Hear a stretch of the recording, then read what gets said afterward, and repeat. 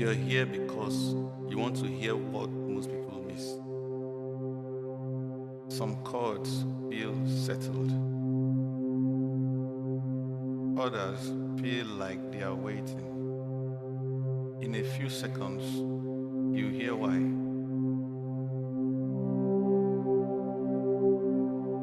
That change you felt is stability.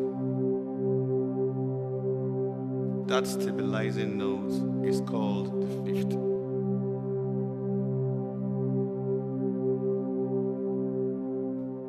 Without it, the chord loses its footing. See if you can still hear it inside.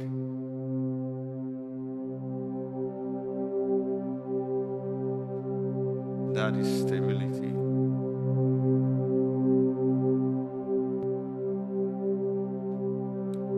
Notice how nothing feels rushed. That's because there's no tension yet.